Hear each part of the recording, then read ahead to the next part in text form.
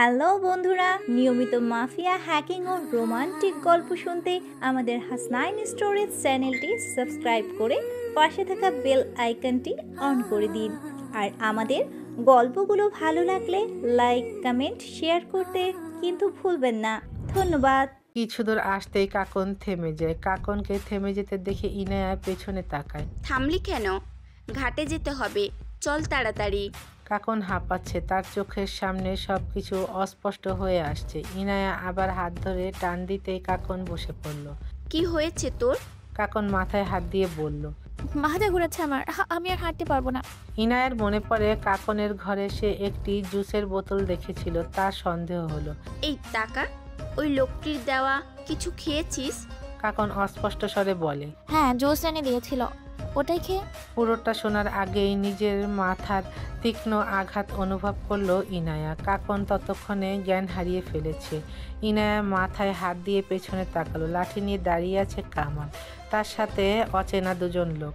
ইনায়া নিজের ব্যথা ভুলে গেছে, সে এখন ভাবছে তাদের সাথে কি হবে। ইনায়া কাকনের কাছে যেতে নিলে কামাল ইনায়ার চুলের মুঠি ধরে থামিয়ে দেয়। বিচ্ছিরি কয়েকটা গালি ছুড়ে বলে। শালি, আমি জানতাম তুই যে চালাক, সব বুঝাই ফেলবি। তাই তো কাননরে ঘুমের ওষুধ খাওয়াইতেছি। ওই হানিফ, কাননরে নিয়ে যা, ওইটার আমি দেখতেছি। কামালের কথায় অল্প বয়সী এক ছেলে কাকনকে স্পর্শ করে। ইনায়া গর্জে ওঠে। উত্তর বাচ্চা, কাকন রে স্পর্শ করবি না, একদম মেরে ফেলবো। ইনায়া নিজেকে ছাড়ানোর চেষ্টা করে, কামালের দিকে তেজি দৃষ্টিতে তাকায়। আল্লাহর কসম, কাকনের যদি কিছু হয় আমার হাতে তুই মরবি। ছাড় আমাকে। কামাল শব্দ করে হাসে। ইনায়ার কথায় পাত্তা না দিয়ে কয়েকজন লোককে উদ্দেশ্য করে বলে। মজলন, টাকাটা হানিফের কাছে দিয়ে দিয়েন। ওই হানিফ, ভাইজানরে নিয়ে যা, আর কালকে জায়গা মতো ফিরাই আনিস। আর এই মাইয়ারে আমি নিয়ে যাবো।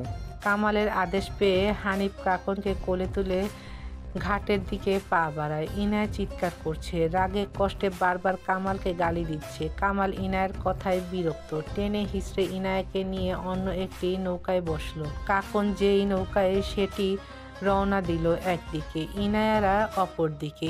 কাকনের চোখ খুল আপু, চোখ খুল তুই।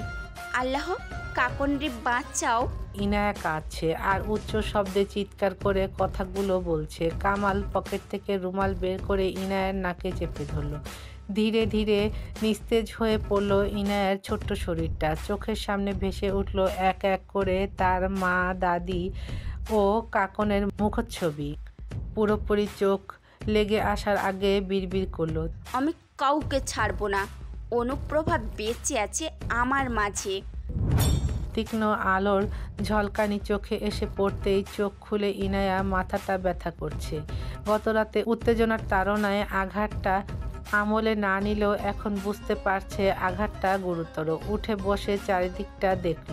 ফাঁকা একটি ঘর, একপাশে বড় একটি জানালা, সেখান দিয়েই সূর্যের রোদ প্রবেশ করছে। প্রায় 20 থেকে 25 জন মেয়ে তার মতোই অচেতন অবস্থায় পড়ে আছে। কারো কারো অবস্থা বেগতিক, সবাই তার বয়সী। ইনায়া শুকনো ঢোক গিল। কাকন কোথায়?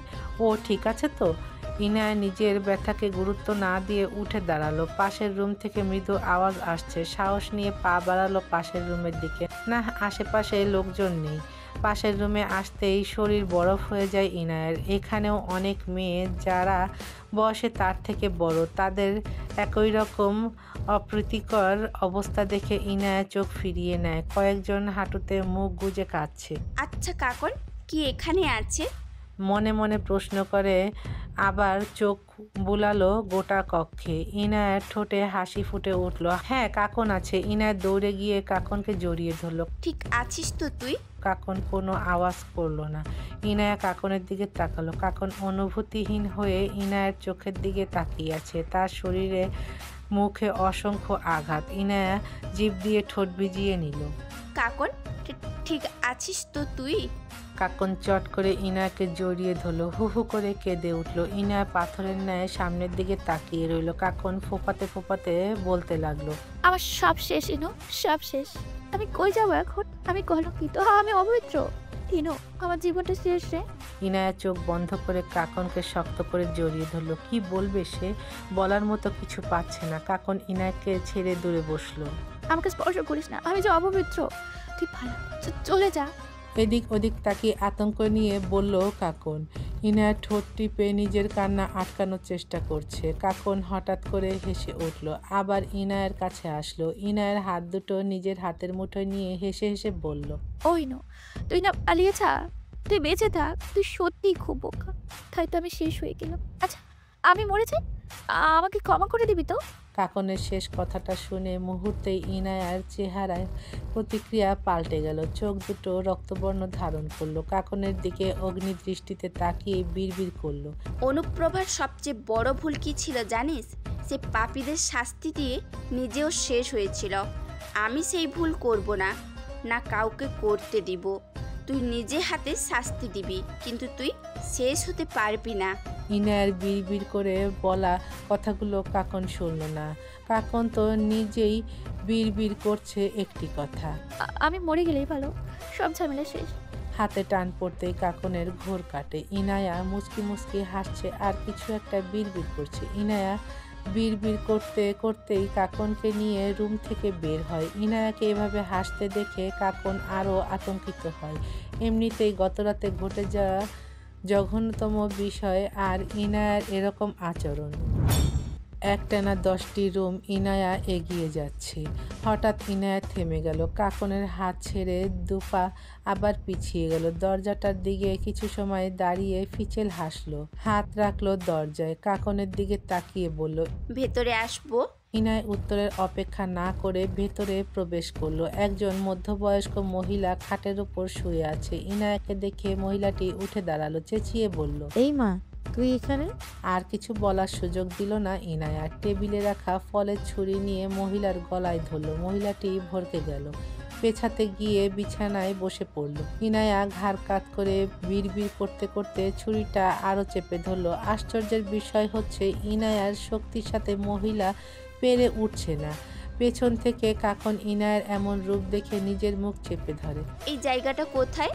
মহিলা সত্যি ভয় পেয়েছে, ভয়ার্ত কণ্ঠে বলে, এইটা মানিকগঞ্জ পতিতালয়। ইনায়া শান্ত দৃষ্টিতে তাকিয়ে বলল, কামালকে? উনি তো এটার মালিক। আমারে কিছু কইরো না, আমি তো শুধু ওনার হইয়া কাজ করি। ইনায়া ফিচেল হেসে কাকনকে উদ্দেশ্য করে বলে, দরজা লাগা, এক্ষুনি লোক চলে আসবে। মহিলা অবাক হয়, এই মেয়ে বুঝলো কি করে যে লোক আসবে? ইনায়া মহিলার হাত থেকে ফোনটা নিয়ে নিল। এবার বলুন, আপনি কে? মহিলা ভয়ে ভয়ে উত্তর দিল, আমি শাহনাজ, আমারে ছাইরা দাও। এমন সময় বাইরে থেকে কয়েকজন ছেলের শব্দ আসে। শাহানাজ শব্দ করতে নিলে ইনায়া তার গলায় হালকা করে আঘাত করে, দাঁতে দাঁত চেপে বলে, মরতে না চাইলে যা বলছি তাই বল। ওদেরকে বল এক্ষুনি যেন ওরা চলে যায়। শাহানাজ গলায় হাত দিয়ে মাথা নাড়ালো। এনে আইসেন কে? ঘরে যা। শাহনাজের কথায় ছেলেগুলো চলে গেল। ইনায়া আবার দাঁতে দাঁত চেপে বলল, কামালের ঠিকানা দে। শাহনাজ আর দেরি করে না, ঠিকানা বলে দেয়। এখন কোথায় থাকতে পারে? কালকে রাইতে ডিল করবার গেছিল তোমারে রাইখা, এখন তার বাড়িতেই আছে। ইনায়া কাকনের দিকে তাকিয়ে বলল, এত ভয় কেন পাচ্ছিস? যা হওয়ার হয়ে গেছে, স্বাভাবিক হ। কাকনের পুরো শরীর কাঁপছে। ইনায়া শাহানাজের দিকে তাকিয়ে বলল, কার বাড়ি? নাম ঠিকানা? কালামপুর মালিক পীরের বাড়ি। ইনায়া বাঁকা হাসলো, ছুরি চালিয়ে দিল শাহানাজের পেটে। সাথে সাথে পেট ধরে নিচে বসে পড়ল সে। ইনায়া তার ওড়না দিয়ে শাহানাজের মুখ বেঁধে দিল। না তাকিয়ে থেকে মহিলাটাকে ধর।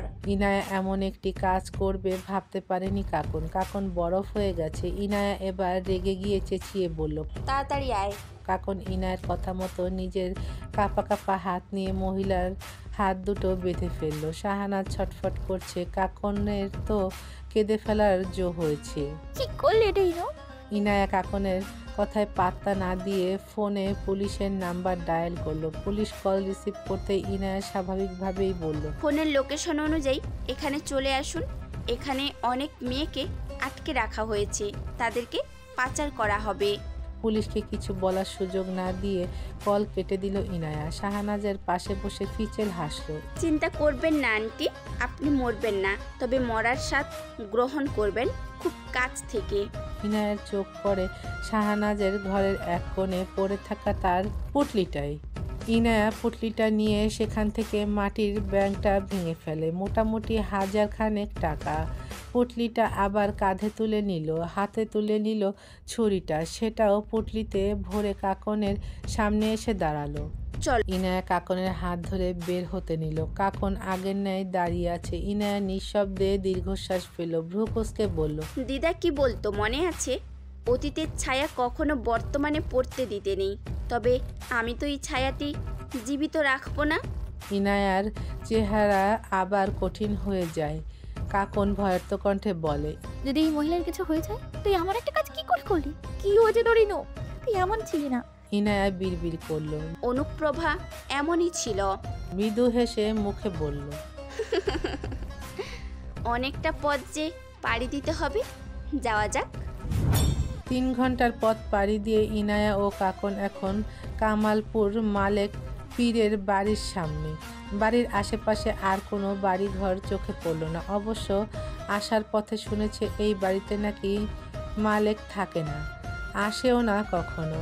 আগেকার দিনের টিনের বাড়ি, বাড়ির চারদিকে আগাছা জন্মে আছে। কাকন চেনে এই বাড়ি, গতরাতে তাকে এখানেই আনা হয়েছে। তারপর কাকন দুপা পিছিয়ে গেল, ভয়ার্ত চাহনি নিয়ে তাকিয়ে আছে সামনের দিকে। ইনায়া শূন্য দৃষ্টিতে তাকিয়ে আছে দরজার দিকে। মাথা ঘুরিয়ে কাকনের দিকে তাকালো, নিজের কাঁধে থাকা পুটলিটা কাকনের কাছে দিয়ে বলল, আমি না বলা পর্যন্ত ভেতরে আসবি না।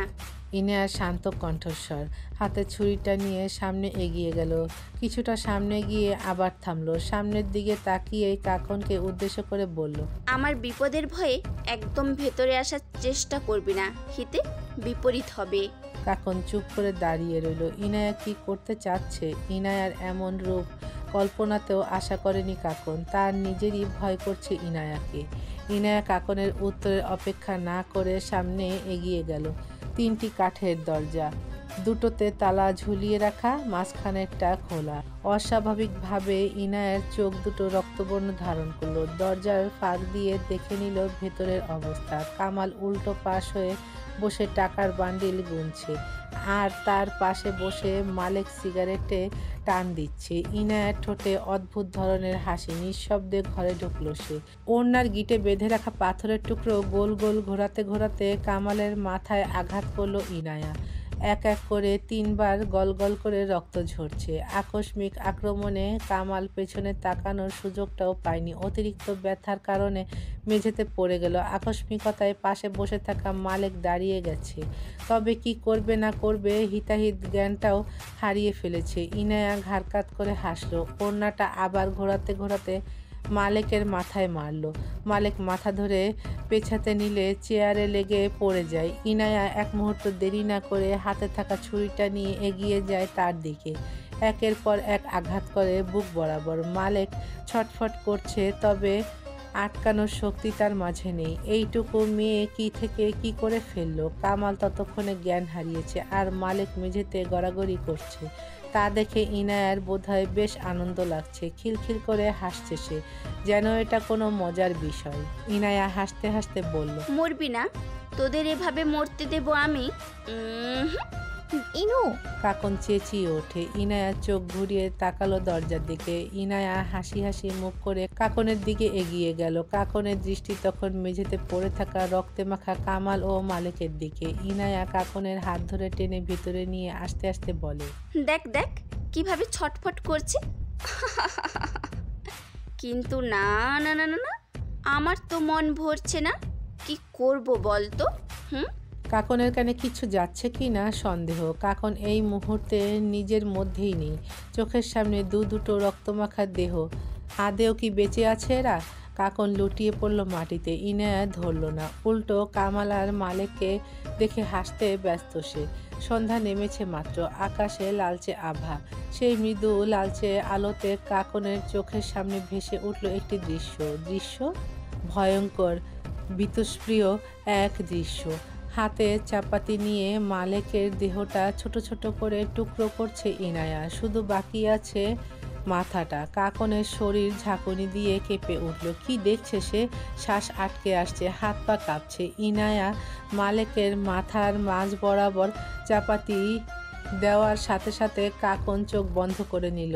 হাত দিয়ে চেপে ধরল নিজের মুখ, যেন শব্দ না হয়। আজ নিজের ছোট বোনকেই সব থেকে বেশি ভয় করছে তার। এটা ইনায়া না, ইনায়া হতেই পারে না। ইনায়া মাথা ঘুরিয়ে কাকনের দিকে তাকালো, মৃদু হেসে বলল, আমি অনুপ্রভা।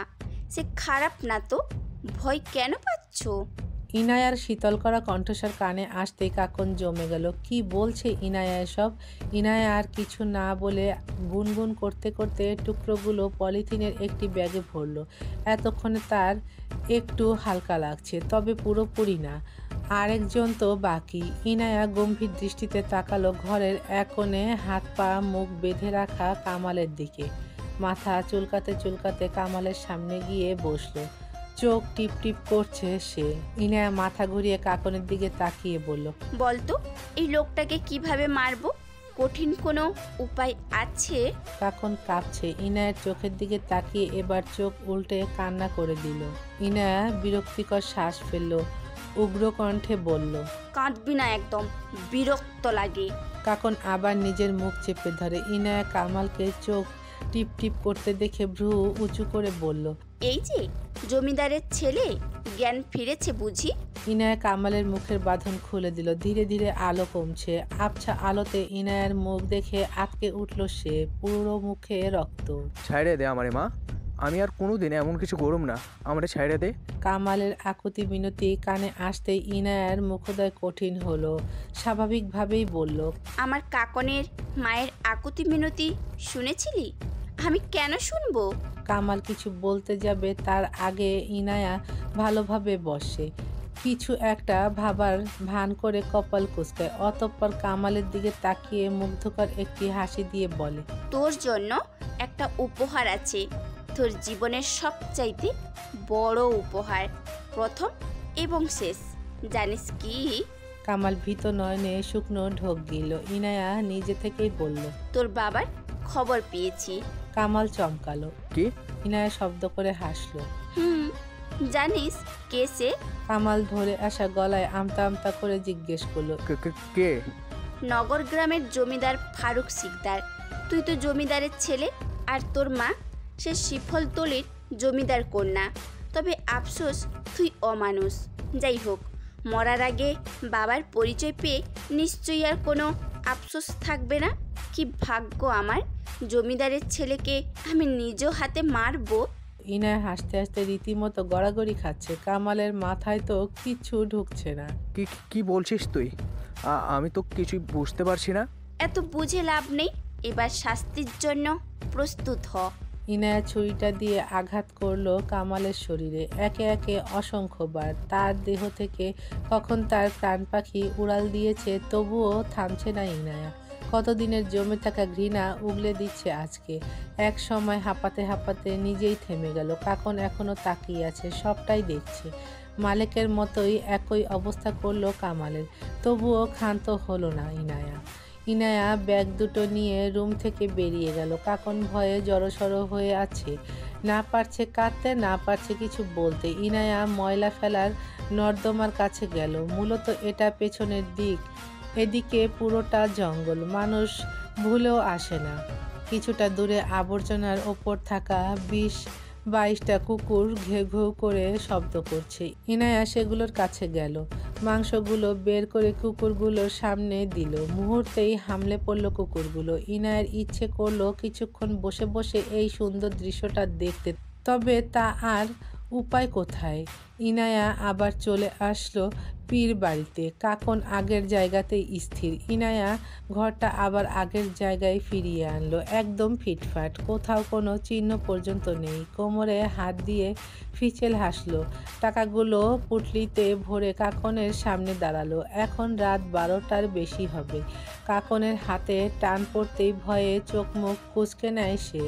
ইনায়া স্বাভাবিক, যেন তার কাছে সবটাই স্বাভাবিক। জমিদার বাড়ি যেতে হবে তো, সেখানেও তো অনেকে হিসাব বাকি। কাকন চমকায়, সাথে ভয় তো আছেই। শুকনো ঢোক গিলে সে। ইনায়া বলে, যাবি নাকি থাকবি? তবে আমি যাচ্ছি। ইনায়া পা বাড়ায়। কাকন উঠে দাঁড়ায়, ধরে আসা গলায় বলে, এসব কি করলি? ভুলে যা, নতুন করে বাঁচতে হবে, চল। আর যাই হোক, ইনায়া তার কোনো ক্ষতি করবে না সে জানে, কিন্তু এই ঘটে যাওয়া ঘটনাগুলো খুব খারাপভাবে দাগ কেটেছে কাকনের। হাঁটতে হাঁটতে একটি ব্রিজের ওপর চলে এসেছে তারা। ইনায়া টাকার বান্ডিলগুলো খুলে নদীতে ফেলে দিল। আজ পূর্ণিমা, সেই আলোতে নিচে পড়তে থাকা চরকির ন্যায় টাকাগুলো দেখে খিলখিল করে হাসি ইনায়, শব্দ করে বলে, তোদের এত মূল্য কেন? তোদের জন্যই তো আমাদের জীবনটাও শেষ হয়ে গেল। টাকা মানুষের জীবনের চেয়েও মূল্যবান, কথা দিলাম। এই টাকাকে মূল্যহীন বানাবে এই অনুপ্রভা। অনুপ্রভা। বারবার ইনায়ের মুখে এই কথাটি শুনছে কাকন। কে এই অনুপ্রভা? কেন ইনায়া তাকে অনুপ্রভা বলছে? প্রশ্ন করার আগেই খোলা আকাশের নিচে জ্ঞান হারিয়ে পড়ে গেল ইনায়া। কাকন চট করে ধরে ফেলল। ইনু, ইনু কি হয়েছে? কি হয়েছে তোর? ইনায়া চোখ পিটপিট করে বলল, আমি অনুপ্রভা হতে চাইনি, পরিস্থিতি আমাকে বাধ্য করেছে। কাকন ইনায়াকে বুকে জড়িয়ে নিয়ে হু হু করে কেঁদে উঠল, মনে মনে বিড়বিড়ালো। আল্লাহ আল্লাহ, আমার বোনটা কি হলো? ইনায়ার জ্ঞান ফিরেছে, তখনও রাতের অন্ধকার কাটেনি। ইনায়াকে চোখ খুলতে দেখে কাকন স্বস্তির নিঃশ্বাস ফেলে। ঠিক আছে সিনু। ইনায়া মাথায় হাত দিয়ে উঠে বসল। চোখ বন্ধ করতেই চোখের সামনে ভেসে উঠল সমস্ত ঘটনা। ধপ করে চোখ খুলল। না, ইনায়ার হঠাৎ না বলে চেঁচিয়ে উঠায় কাকন ভরকে গেল। ইনায়া বিড়বিড় করে বলতে লাগলো, না না, আমি কিচ্ছু করিনি। না, আমি ইচ্ছে করে কিছুই করিনি। ইনায়ার ভয়ার্ত চেহারা দেখে কাকন অবাক হয়। কাকন ইনায়ার অস্থিরতা দেখে তাকে জড়িয়ে ধরে। বিশ্বাস কর কাকন, আমি ইচ্ছে করে কিছুই করিনি। আমি কিভাবে এসব করলাম? আমি আমি কাকন কি বলবে কিছু বুঝতে পারছে না। ইনায়ের অস্থিরতা দেখে সে নিজেও অস্থির হয়ে পড়ছে। কাকন ইনায়ের পিঠে হাত বুলিয়ে দিতে দিতে বলল, ইনু, সব ঠিক আছে, তুই শান্ত হ। যা হয়েছে হয়ে গেছে, শান্ত হ ইনু। ইনায়া এখনো বিড়বিড় করছে। সে নিজেই বিশ্বাস করতে পারছে না সে এই সব করেছে। কাকন কিভাবে ইনায়াকে শান্ত করবে বুঝতে পারছে না, তাই কথা ঘুরিয়ে বলল, আচ্ছা, তুই যে বললি দিদা নাকি জমিদারের মেয়ে আর দাদুও জমিদার, আমি তো কিছু বুঝতে পারছি না। ইনায়া কিছু সময় চুপ করে রইল, মনে মনে বিড়বিড়ালো, আমি ভুল করিনি, তারা এ সবেরই যোগ্য। ইনু, ইনায়া চমকে উঠল। কাকন আবার একই প্রশ্ন করলো। ইনায়া কিছু না বলে উঠে দাঁড়ালো। বলছি, আগে সামনে গিয়ে গাড়িতে উঠতে হবে। ইনায়া আবার পা বাড়ালো। কাকন পেছন পেছন দ্রুত যেতে লাগলো।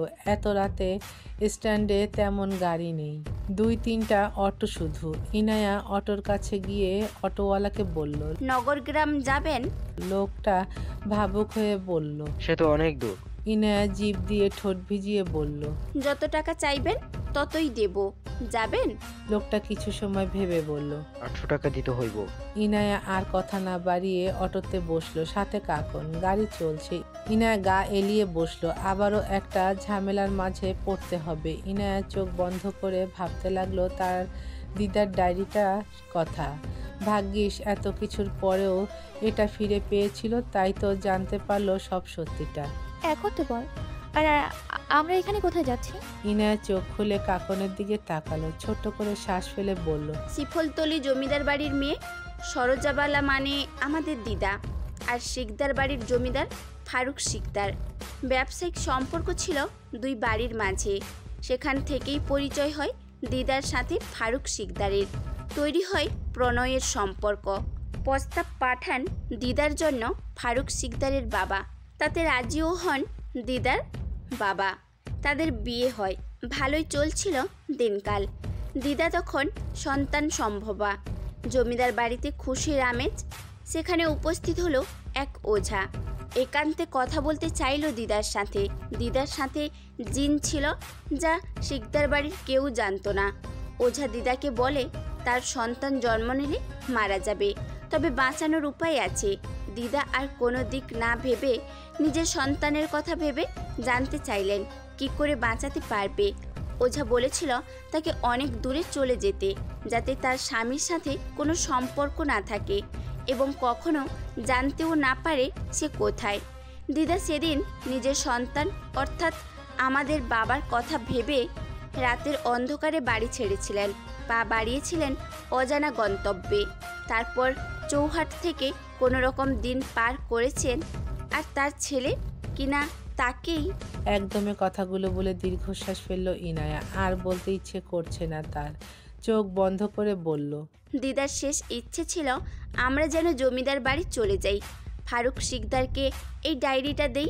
আর বলতে গিয়েও বলল না। কিছু কথা তার জন্য ব্যক্তিগত, যা রহস্য হয়েই থাকবে, সে ছাড়া কেউ জানবে না, সে জানাতেও চায় না।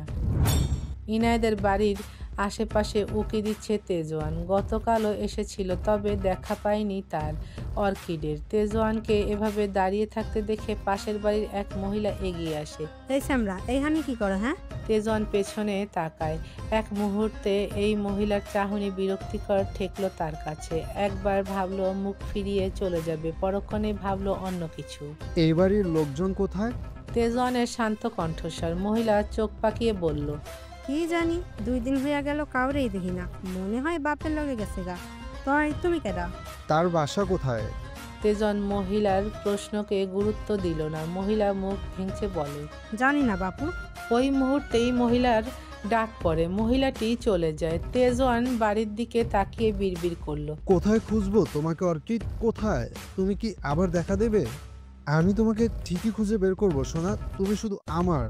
তেজওয়ানের ফোন বেজে উঠল। প্রান্ত ফোন করেছে। তাকে না বলেই তেজওয়ান চলে এসেছে এখানে। আজকে তাদের ফিরে যেতে হবে। তেজওয়ান ফোন কেটে চলে যেতে নিলে চোখ পড়ে তার অর্কিড গাছটা। পেছন ঘুরে এগিয়ে যায় গাছটার দিকে। ছোট চারাটাকে স্পর্শ করে স্মিত হাসে তেজওয়ান।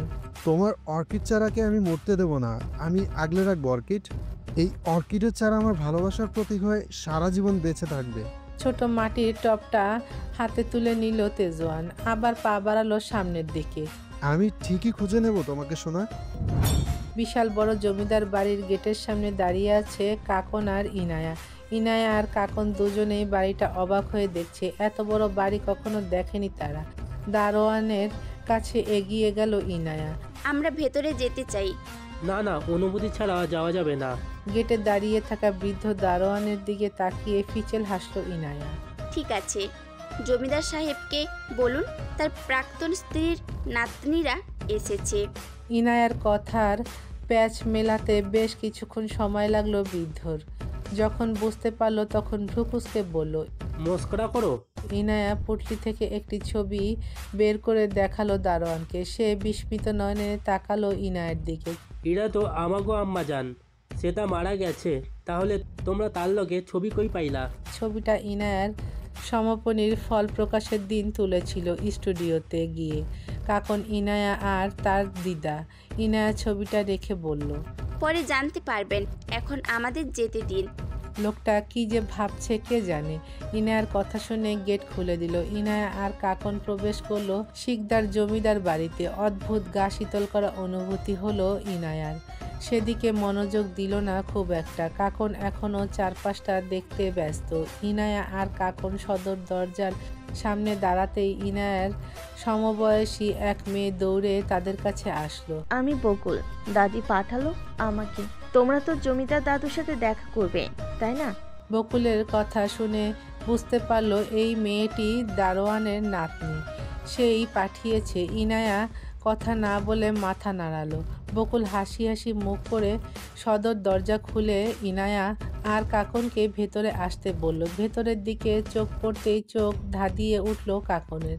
ইনায়ার আপাতত সেদিকে মনোযোগ নেই। ইনায়া মন মস্তিষ্কে চলছে নানা কথা। কি করে জমিদারের সাথে কথা শুরু করবে, চেনে না জানে না, হুট করে সম্পর্কের দোহাই দিয়ে এই বাড়িতে থাকবে। অধিকার, যেখানে মানুষগুলোর ওপর অধিকার খাটানোর মতো মানসিকতা সৃষ্টি হয়নি, সেখানে তোমরা কারা? ইনায়া চোখ তুলে সামনে তাকায়। লুঙ্গি আর পাঞ্জাবি পরিহিত একজন বয়স্ক ব্যক্তি সিঁড়ি বেয়ে নিচে নামছে। মুহূর্তেই বাক্স থাকা তার দিদার সাথে থাকা সাদা কালো ছবির সেই পুরুষের সাথে চেহারা মিলিয়ে নিল। বয়সের ছাপ পড়লেও চিনতে অসুবিধা হলো না। উনি ফারুক শিকদার। ফারুক ইনায়াকে দেখে কিছু সময়ের জন্য দাঁড়িয়ে যান। এই পিচি মেয়ের সাথে কারো একজনের অসম্ভব রকমের মিল খুঁজে পাচ্ছে সে। এটাও কি সম্ভব? একদম হুবহু। নিজের ভাবনাকে দমিয়ে রেখে ফারুক ইনায়া আর কাকনের সামনে এসে দাঁড়ায়, মৃদু হেসে বলে, বসো, তারপর বলো। কাকন মনে মনে ভাবছে এই লোকটা কি তার দাদু নাকি। ইনায়া ফারুকের অনুমতি পেয়ে সামনে বসলো। মনে মনে কথা সাজাতে লাগলো। কোথায় থেকে শুরু করবে সব ভেবে নিল। নাম কি তোমাদের? আমি ইনায়া, আর ও আমার বড় বোন কাকন। আচ্ছা, তা আমার এখানে কি চাই?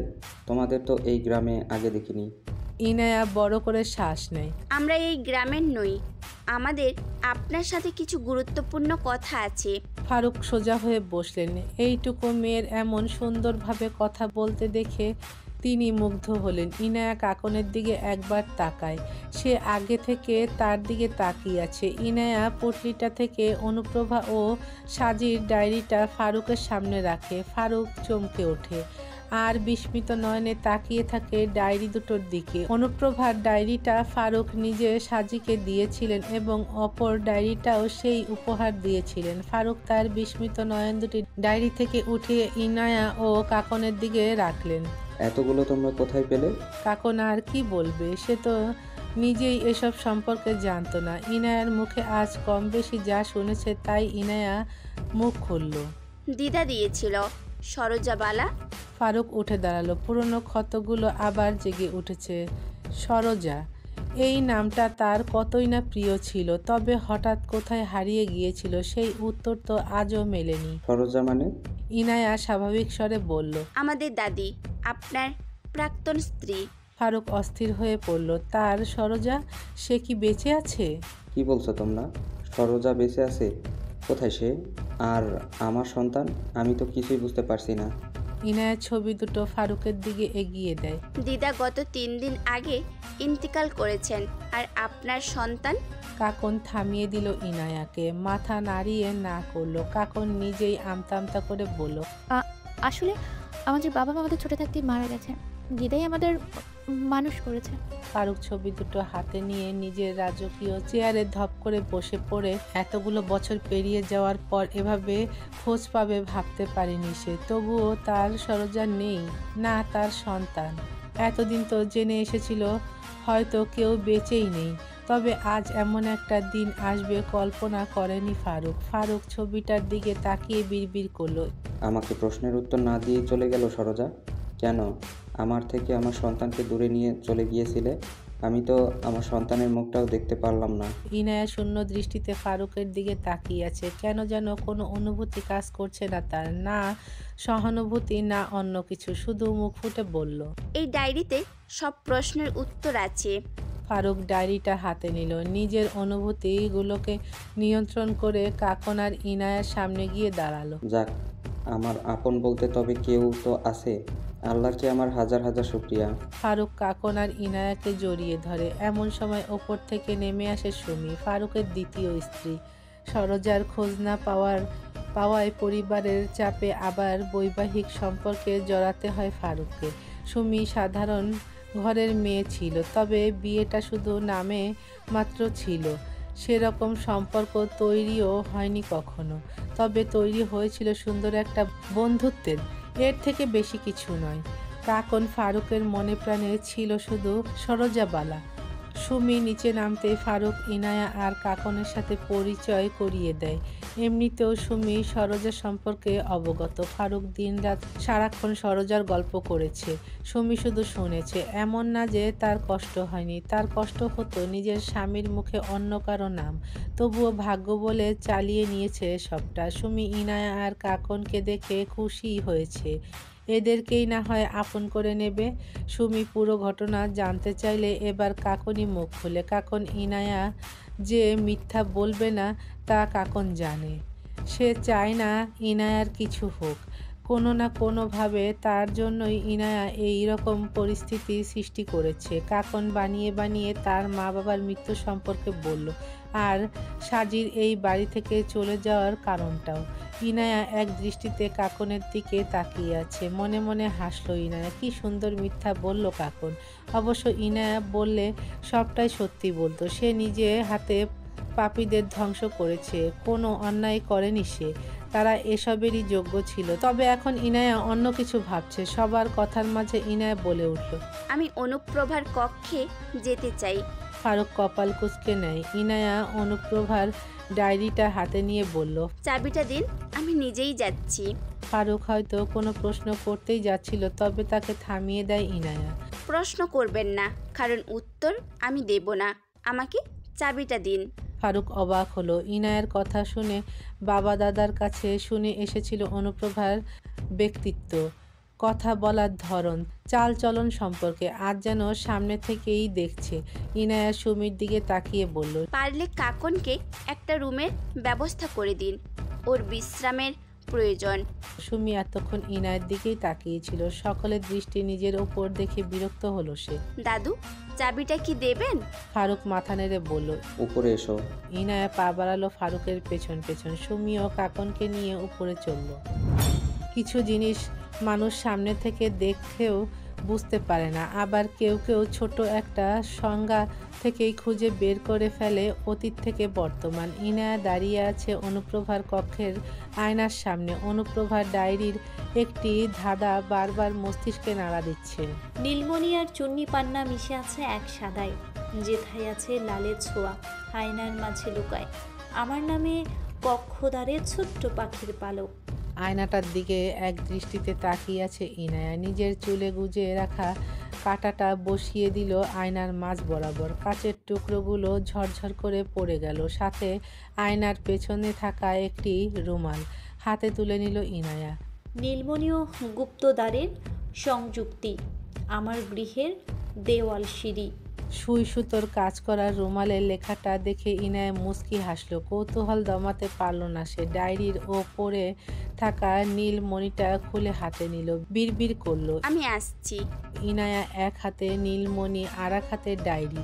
আয়নার মাঝ বরাবর গুপ্ত সুড়ঙ্গ। কোনো কিছু না ভেবেই পা বাড়ালো অন্ধকারে। অন্ধকারে হাঁটতে হাঁটতে দেখা মিলল মৃদু আলোর। দ্রুত এগিয়ে গেল সেদিকে। উপরের দিকে তাকালো, একটি সরু সিঁড়ি।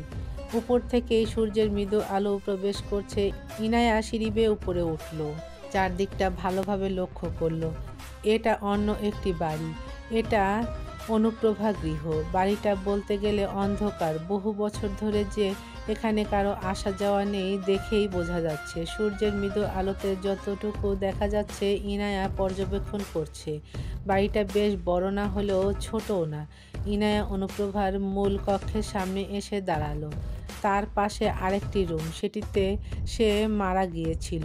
এই ঘরটা সবসময় বন্ধ থাকতো। সে ছাড়া এই কক্ষে কেউ প্রবেশ করতো না। ঘরের বাইরে বিশাল বড় তালা, কোনো সাধারণ তালা নয়।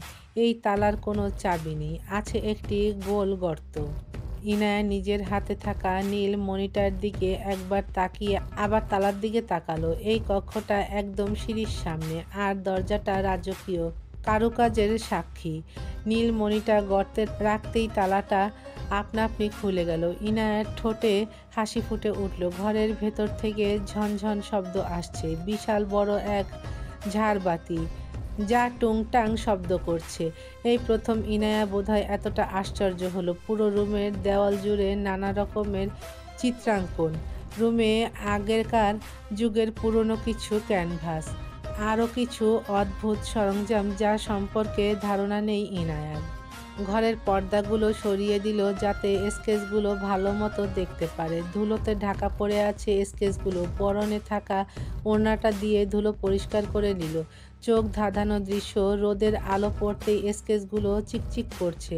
8টি স্কেচ এখানে। দেয়ালের মাঝ বরাবর একটি কাঠের সেলফ, সেখানে একটি বই। কৌতূহল বাড়ল ইনায়ার। সময় নিয়ে বইটা পড়ল।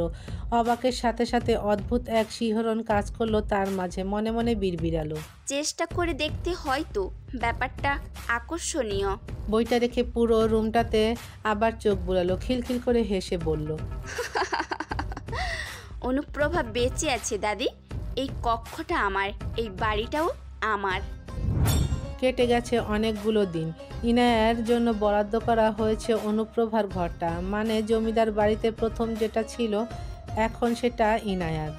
বিপরীত পাশের রুমটা কাকনের। মূলত ইনায়ার কথাতেই দুজনকে আলাদা ঘর দিয়েছে ফারুক। কাকন এখন অনেকটা স্বাভাবিক, তবে ইনায়া খুব সহজে তার দর্শন পাওয়া মুশকিল। সারাদিন ঘরবন্দি হয়ে থাকে, না কাকনের সাথে কথা বলে না বাড়ির অন্য কারোর সাথে। কাকন তো লতা বকুলের সাথে মিশে গেছে, তবে ইনায়া আদেও তাদের দেখেছে কিনা সন্দেহ। কাকন ভেবে পায় না সারাদিন কিভাবে একা থাকে ইনায়া, কি এমন করে। এই মেয়েটা যেখানে গ্রাম বেরিয়ে চলতো সেই মেয়ে আজ ঘরবন্দি। সারাদিন বকবক করা ইনায়া এখন দরকার ছাড়া বাড়তি একটি কথাও বলে না। কাকনের নিজেকে দোষী মনে হয় এই নিয়ে। ফারুক ইনায়া ও কাকনকে গ্রামের একটি বিদ্যালয়ে ভর্তি করে দিয়েছে, তবে ইনায়া এই 6 মাসে একদিনও যায়নি পরীক্ষা ব্যতীত। আজ কাকন আর ইনায়ের পরীক্ষার ফলাফল দিয়েছে, আজও ইনায়া যায়নি। কাকন ওর আর ইনায়ের কাগজ নিয়ে বাড়ি ফিরেছে। ফারুক আজ বাড়িতে নেই। কাকনকে মুখ গোমরা করে বাড়িতে আসতে দেখে সুমি এগিয়ে আসলো। কি হয়েছে? ফলাফল খারাপ হয়েছে? কাকন মাথা নাড়িয়ে সোফাতে বসে পড়ল। সুমি মুচকি হেসে কাকনের মাথায় হাত বুলিয়ে দিয়ে বলল, এইবার খারাপ হয়েছে, সামনের বার ভালো হইব, চিন্তা করস না। কাকন স্মিত হাসলো। আজ দিদার কথা মনে পড়ছে। প্রতিবার এভাবেই রেজাল্ট খারাপ করে বাড়ি ফিরত আর সাজিতাকে এভাবে সান্ত্বনা দিত। এই সুমি নামক মানুষটাকেও কাকনের আপন মনে হয়। ইনুর কি রেজাল্ট? ও তো স্কুলে যায় নাই, ওর তো তাহলে আরো খারাপ হয়েছে। সুমির কথায় বকুল কোমরে হাত দিয়ে বিস্মিত কণ্ঠে বলে, আরে দাদি আর বইল না, আমি তো তাই ভাবছিলাম। কিন্তু ইয়ানা তো লেখাপড়ায় অনেক ভালো, ইয়ানা প্রথম হয়েছে আর আমি পঞ্চম। বকুলের কথা শুনে সুমি অবাক হলেও কাকন হয়নি। সে জানে ইনায়া সত্যি পড়াশোনাতে ভালো। তখনই সবার মধ্যে উপস্থিত হয় লতা। বকুলের দিকে তাকিয়ে বলে, আব্বা আমারে বাঁচাও, আম্মা আমারে মাইরা ফেললো। লতা কাঁদছে। বকুল ভ্রুকুচকে লতার দিকে তাকালো। কেন, কি করছোস? আমি অ্যাক্টিভ ফিল করছি। লতার কথা শুনে বকুল নিজেই মার শুরু করলো। কাকন লতাকে নিজের কাছে নিয়ে নিল। সুমিও ধমকে উঠল, এই সেরি, লতারে মানুষ কেন? পোলাপান মানুষ, ফেল করতেই পারে, তাই মারতে হয়। সেদিকে বকুলের পাত্তা নেই। লতার দিকে তাকিয়ে রাগী কণ্ঠে বলল, পরীক্ষায় যা আছে সব পড়াইছি তোরে, কেমনে ফেল করলি? আজকে ঘরে আই খালি। বকুল হন হন করে চলে গেল। সুমি লতাকে আদর করে কান্না থামানোর চেষ্টা করছে। কাকন একটা দীর্ঘশ্বাস ফেলল। ইনায়ার রেজাল্ট কার্ডটা হাতে নিয়ে উপরের দিকে পা বাড়ালো। দরজায় টোকা দিতেই ইনায়া দরজা খুললো। কোনো রকম কথা না বলে আবার নিজের জায়গায় এসে বসলো। পেন্সিলের মাধ্যমে অঙ্কন করছিল ইনায়া। আবারও শুরু করলো। কাকন ভেতরে এসে ইনায়ার পাশে বসলো। রেজাল্ট কার্ডটা ইনায়ের দিকে বাড়িয়ে দিল। মুচকি হেসে বলল, এবারও প্রথম হয়েছে শিনু। ইনায়া নিজের কাজেই মনোযোগ রেখে স্বাভাবিকভাবে বলল, যে শূন্য স্থান মানেই শূন্য, সেখানে প্রথম দ্বিতীয়র কোনো মূল্য আছে? কাকন বুঝলো না ইনায়ের কথার মানে। ইনায় স্কেচ শেষ করে খাতাটা টেবিলে রাখতে রাখতে বলল, কিছু বলার না থাকলে আসতে পারিস। কাকনের খারাপ লাগে ইনায়ের এরকম আচরণে, তবুও বারবার কোনো কারণ ছাড়াই কথা বলার চেষ্টা করে, একটা স্বাভাবিক হওয়ার চেষ্টা করে ইনায়ের সাথে। কিন্তু ইনায়াকে সে বুঝতেই পারে না। তার আগের ইনুটাকে সে ফিরে পেতে চায়, যার সাথে মন খুলে কথা বলতে পারত, যে সবসময় ইচ্ছে মতো বকবক করত। এখন পুরোটাই উল্টো। কাকনের মনে পড়ল একটি ঘটনা। জানিস, আজকে আমাদের ক্লাসের এক মেয়ে মারা গেছে। যতদূর অন্যদের কাছে শুনলাম তার সৎ মা নাকি মেয়েটাকে মেরেছে। জানিস, মেয়েটার শরীরে অনেক জায়গায় পুড়ে যাওয়ার দাগ, একদম দেখতে পারতো না মহিলা। মেয়েটাকে আর কিছু একটা শব্দ হওয়ায় কাকন থেমে যায়। সামনে তাকিয়ে দেখে নিচে জ্যামিতি বক্স পড়ে আছে। ইনায়া নিচের দিকে অস্বাভাবিকভাবে তাকিয়ে আছে, কিছু একটা বিড়বিড় করছে। কাকন ভাবলো ইনায়াকে এসব বলা ঠিক হয়নি। কাকন ইনায়ার কাছে যেতে নিলে ইনায়া হাত দিয়ে থামিয়ে দেয়। স্বাভাবিকভাবেই বলে, তুই এখন যা। কাকন কিছু বলতে নিলে ইনায়া আবার বলে, যেতে বলেছি। কাকন ইনায়ের দিকে একবার তাকিয়ে রুম থেকে চলে যায়। কাকন যেতে ইনায়ের দরজা বন্ধ করে দেয়। আয়নার সামনে দাঁড়িয়ে নিজের দিকে তাকিয়ে মুচকি মুচকি হাসে। অনুপ্রভা বেঁচে আছে, তবে সে আরো ভয়ঙ্কর ভাবে। উদ্ভ্রান্তের ন্যায় শব্দ করে হাসতে থাকে ইনায়া। কি ভয়ানক লাগছে এই শব্দ। তার নিজের কানে এই শব্দটা প্রাপ্তিকর মনে হলো তার। ভোরের সূচনা, প্রায় সবাই ঘুমে, তবে কাকনের ঘুমটা ভেঙে গেছে। কি করবে না করবে ভাবতে ভাবতে নিচে চলে আসলো। রান্নাঘর থেকে টুংটাং শব্দ ভেসে আসছে, হয়তো মাজেদা খালা উঠেও গেছে। এই ভেবেই রান্নাঘরে চলে যায় কাকন। সেখানে গিয়ে কিছুটা অবাক হয় সে, কারণ রান্নাঘরে আর কেউ না, স্বয়ং ইনায়া চুপচাপ রান্না করছে বলতে ডিম ভাজি করছে। কাকনকে দেখেও তেমন একটা প্রতিক্রিয়া করলো না। কাকনের চোখ পড়লো ইনায়ার কপালে, হালকা কেটে গেছে। তোর কপালে কি হচ্ছে? কেটে গেছে। ইনায়ার সহজ উত্তর। কাকন এগিয়ে গেল ইনায়ার দিকে। এ তো অনেকটা কেটে গেছে, কাটলে কি করে? ইনায়া কাকনের দিকে তাকালো, মৃদু হেসে বলল, বলবো না। ইনায়া চলে যেতে নিলে কাকন ইনায়ার হাত ধরে কঠোরভাবে জিজ্ঞেস করে, কি হয়েছে বলবি না মানে? ইনায়া আবার কাকনের সামনে এসে দাঁড়ায়। খেতে খেতে সেদিকে মনোযোগ দিয়েই বলে, একটি ভালো কাজ করার সাক্ষী এটা, বুঝেছিস? একটা পাপীকে দুনিয়ার বুক থেকে মুছে দিয়েছি আজ। কাকন বুঝতে পারল না ইনায়ের কথা, তবে ইনায়ের কথাগুলো স্বাভাবিক লাগলো না কাকনের কাছে। কি বলছিস? কিছুই। খুন করেছি, খুন। ওই যে সেই মহিলা যে তার সৎ মেয়েকে মেরেছে, আমিও তাকে মেরেছি। জানিস, ওকে মেরে আমার মন ভরেনি, মন মতো কিছু করতেই পারিনি। আচ্ছা, পুলিশরা এত খারাপ কেন? কেন ওই মহিলাকে গ্রেপ্তার করলো না? তাই তো আবারও একই কাজ করতে যাচ্ছিল, ছোট্ট মেয়েটাকেও মারতে যাচ্ছিল। আমি শেষ করে দিয়েছি, একদম শেষ, সব শেষ করে দিয়েছি। কাকন দুপা পিছিয়ে গেল।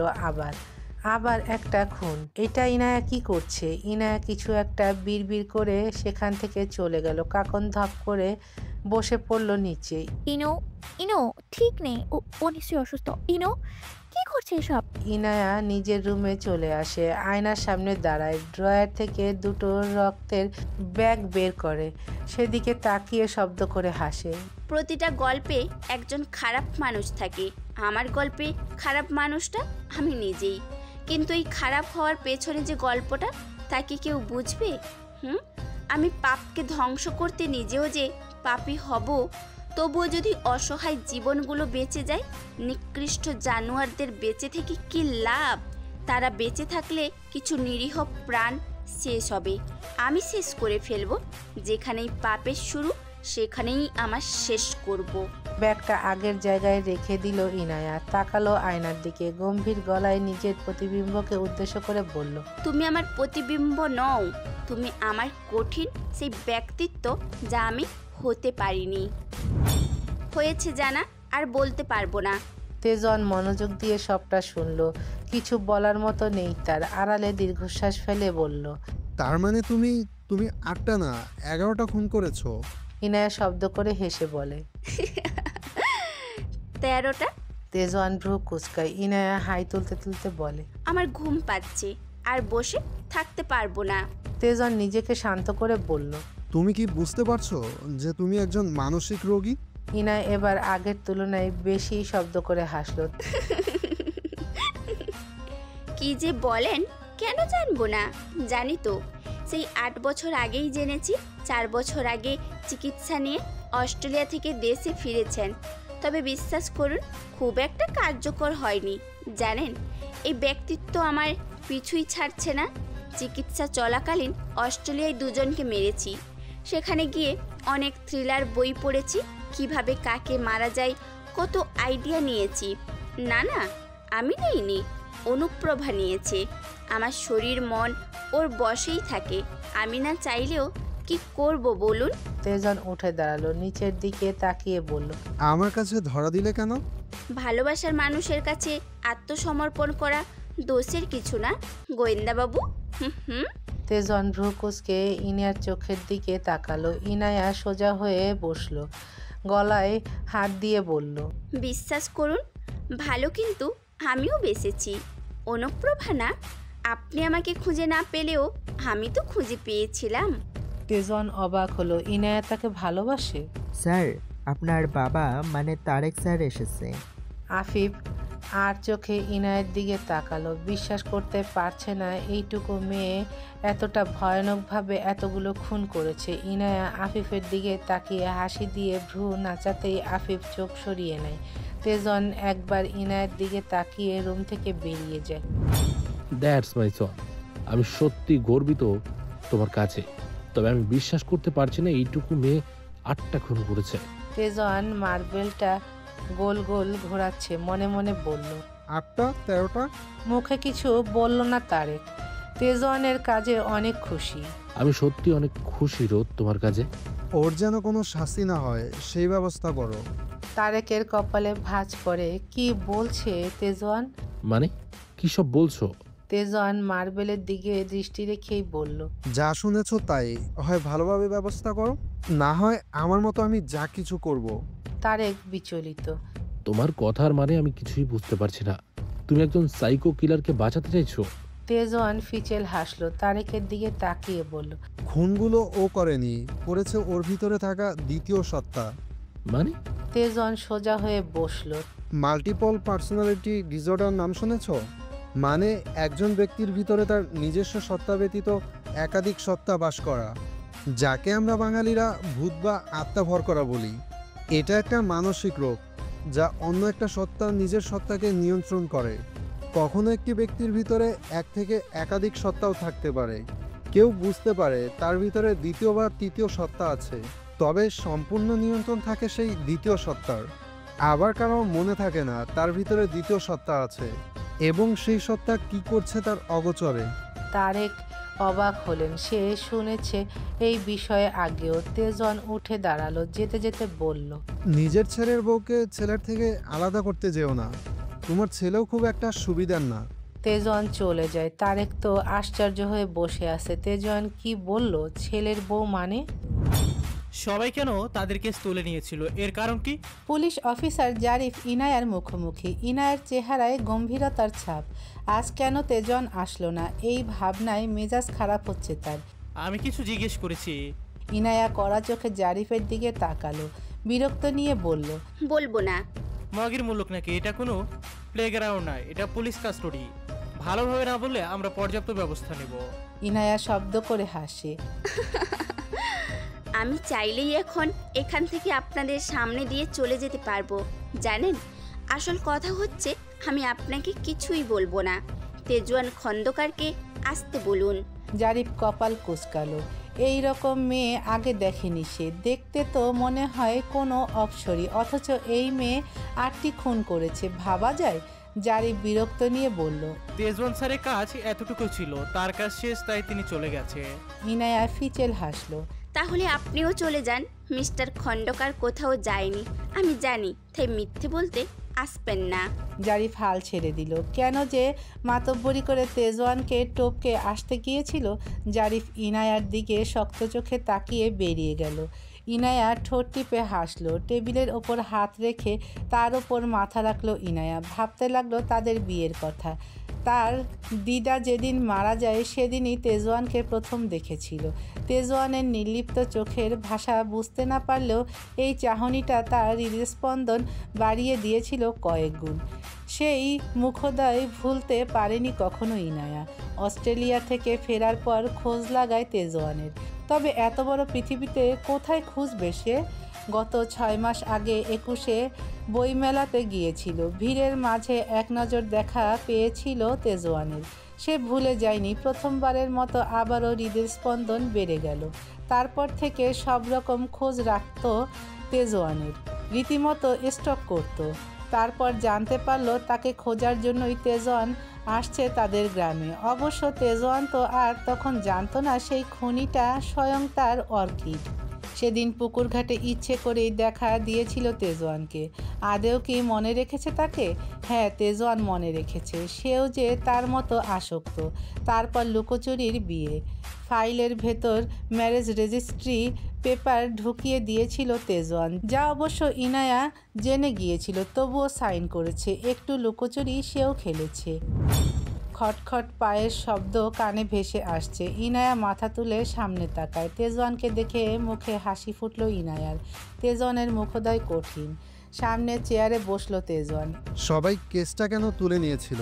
ইনায়া অভিমানী স্বরে বলে, আপনিও না কোথায় এসে নিজের বউকে ভালো মন্দ জিজ্ঞেস করবেন, তা না এসেই শুরু। তেজওয়ান গম্ভীরতার সহিত বলল, যা বলছি উত্তর দাও। আর তো মাত্র কিছুদিন, চলেই তো যাব।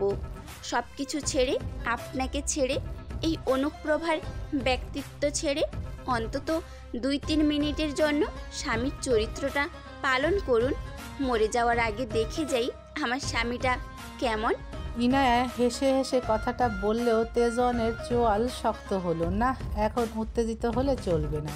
সময় হলে স্বামীর চরিত্র কেন, অধিকারটাও খাটাবো। এখন প্রশ্নের উত্তর দাও। বশীকরণ বিদ্যা সম্পর্কে জানেন তো? ওই যেভাবে অনুপ্রভা গৃহে আমাদের দেখা হয়, পরপর সব স্মৃতি মুছে দিয়েছিলাম, সেভাবেই তাদের পরিবারের কোনো এক সদস্যকে বশ করেছি। যাদেরকেই মেরেছি কেউ ভালো মানুষ ছিল না, তাদের সাথে জড়িত ছিল হাজার হাজার প্রাণ। সব প্রমাণ আমার কাছেই ছিল। আমি তো শুধু তাদের পরিবারের কাছে এইসব পেশ করেছি আর বিশ্বাস করিয়েছি এসব মানুষের না অনুপ্রভার কাজ। সত্যিই তো তাই না? তারাও তাদের পরিবারের ক্ষতির ভয়ে কেস বন্ধ করে দিয়েছে, এইটুকুই। তেজওয়ান কিছু বলল না। সত্যি বলতে অনুপ্রভা গৃহে ইনায়ার সাথে দেখা হওয়াটা তার কল্পনা মনে হয়েছে। বহুবার এভাবেই কল্পনা করে এসেছে তার অর্কিডকে।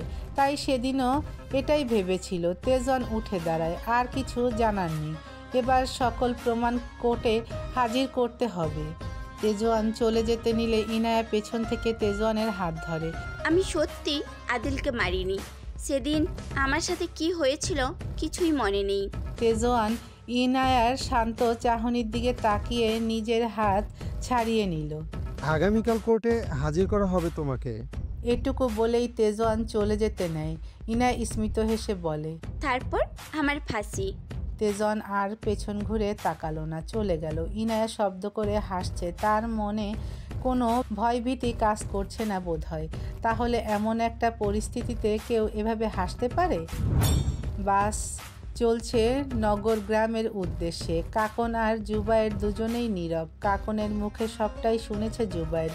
কি বলবে বুঝতে পারছে না। ইনায়া এমন একটা কাজ করেছে বিশ্বাস করতে পারছে না।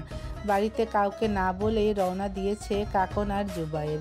পুলিশ স্টেশন থেকে কল এসেছিল কাকনের কাছে। এমন কিছু যে হবে আগেই বুঝতে পেরেছিল। জুবায়ের কাকনের হাতটা শক্ত করে চেপে ধরল। চোখের ইশারায় আশ্বস্ত করলো। কাকন জুবায়েরের কাঁধে মাথা রাখলো। আমি আছি তো বউ। কাকন ছলছল নয়নে জুবায়েরের দিকে তাকালো। আমার ইনার কি হবে? চুপ হয়ে গেল জুবায়ের। সে নিজেও জানে না কি হবে। জুবায়ের কাকনকে শক্ত করে জড়িয়ে ধরল। ভাগ্যে যা আছে তাই হবে। কাকন জুবায়েরের বুকে মাথা গুজে হু হু করে কেঁদে ওঠে। জুবায়ের দীর্ঘশ্বাস ফেলল। এই মুহূর্তে কি বলে সান্ত্বনা দেবে জানা নেই তার। মনে মনে শুধু বলল, কারোর জীবনে যেন এমন একটা দিন না আসে। কোর্টের বাইরে দাঁড়িয়ে আছে ইনায়া। তার আশেপাশে অসংখ্য পুলিশ ও সাংবাদিক। একের পর এক ছবি তুলেই যাচ্ছে তারা। সেদিকে ধ্যান নেই ইনায়ার। এত এত মানুষের মাঝে সে খুঁজছে একটি মুখশ্রী। তেজওয়ান ইনায়ার সামনে এসে দাঁড়ালো। জারিফ, ভিতরে আসুন। ইনায়ার গম্ভীর চেহারা কথা বাড়ালো না কোনো। পা বাড়ালো সামনের দিকে। কিছুটা দূরেই দাঁড়িয়ে আছে কাকন আর জুবায়ের। গতকাল ইনায়ার সাথে দেখা করতে চাইলেও দেখা করেনি ইনায়া। জুবায়ের এখনও ইনায়ার কথা ভাবছে। একটি মানুষ এতটা স্বাভাবিক কি করে থাকতে পারে? কোর্টে ইনায়া ও 8টি কেসের ফাইল হাজির করা হয়। ইনায়ার পক্ষের উকিল ইনায়ার চিকিৎসার কাগজপত্র পেশ করে। দুপক্ষের মাঝে শুরু হলো লড়াই। ইনায়া এতটা সময় আশেপাশে দেখছিল, তবে এত চেঁচামেচিতে তার মেজাজ হারালো। বিচারকের দিকে তাকিয়ে বলল, প্রমাণে দেখাই যাচ্ছে আমি খুন করেছি, তাহলে এত পেঁচাচ্ছেন কেন? ফাঁসিই তো দেবেন, তাড়াতাড়ি দিয়ে দিন। আমার এই চেল্লাপেল্লা বিরক্ত লাগছে। সবাই ইতিমধ্যে চুপ হয়ে গেছে। ইনায়ার বিরক্তিকর কণ্ঠস্বর ও স্বাভাবিকতায় বিচারক নিশ্চিত যে ইনায়া এখনও অসুস্থ। এদিকে কোর্টের সময় শেষ। আজকের মতো এখানেই সমাপ্ত। আগামী শনিবারে শুনানি হবে। আর ইয়ানা শিকদারকে ভালোভাবে পর্যবেক্ষণ করার আদেশ করছি। তার মানসিক পরিস্থিতি চিকিৎসা করা হোক এবং পর্যবেক্ষণ করে তা পেশ করা হোক। কোর্টের কাজকর্ম শেষ হতেই ইনায়া নিজের চোখ মুখ শক্ত করে নেয়। তাই বলে একটি বারের জন্য তেজওয়ান আসলো না, তার কি কষ্ট হচ্ছে? না, তার তো অনুভূতিই নেই। অন্ধকার আলোহীন সেলে বসে আছে ইনায়া, তার সাথে আরও দুজন অচেনা মহিলা, নিশ্চয়ই কোনো অপরাধী। ইনায়াকে চুপচাপ বসে থাকতে দেখে এক মহিলা বলে উঠল, বড় লোক বাড়ির মাইয়া তো, দেহগা কোন জায়গায় আকাম কইরা ধরা খাইছে। অপরজন শব্দ করে হাসতেই ইনায়া আর চোখে তাদের দিকে তাকালো। ইনায়ার দৃষ্টি নিজেদের দিকে দেখে একজন মহিলা মুখ ভেঙিয়ে বলে, চোখ রাঙিস না মাইয়া, ভয় পাই নাকি তোরে? নিজের জামাইরা মায়েরা জেলে আইছি, চোখ না মা। ইনায়া ঠোঁট টিপে হাসলো। নজরে পড়লো অন্য একজনের। ওই মাইয়া হাসতেছস কেন, পাগল নাকি? ইনায়া তার আঙ্গুলের মাধ্যমে 1 2 গুনতে লাগলো। এমন সময় একটি মহিলা কনস্টেবল উপস্থিত হলো। এই এত কথা কিসের? তোমাদের বলছি না এই মেয়ের সাথে এই কথা বলবে না। ইনায়া এখনো গুনে চলেছে। মহিলাটি কনস্টেবলকে উদ্দেশ্য করে বলল, আহা, জমিদারের মাইয়া নাকি যে কথা বলা যাইব না? ঠিকই বলেছ, উনি জমিদারের নাতনি, আর এই মেয়ে 8টা খুন করেছে। কনস্টেবলের কথা শুনে মহিলা দুজন চমকে উঠল। বিশ্বাস করতে পারছে না এই মেয়ে 8টা খুন করেছে। ইনায়ার গোনা শেষ হতেই মৃদু হেসে বলে, 8টা না 13টা। ইনায়ের কথা শুনে তিনজনই অবাক হলো। এ কেমন মেয়ে রে বাবা! এমন সময় হাজির হলো জারিফ। কনস্টেবলকে ইশারা করে তালা খুলতে বলল। কনস্টেবল তালা খুলে দিতেই জারিফ ইনায়াকে বলল, তোমার সাথে দেখা করতে এসেছে কেউ একজন। ইনায়া মনে মনে ভাবলো হয়তো তেজওয়ান, সে ছাড়া আর কেই বা আসবে। মনে মনে খুশি হলেও বাইরে প্রকাশ করলো না।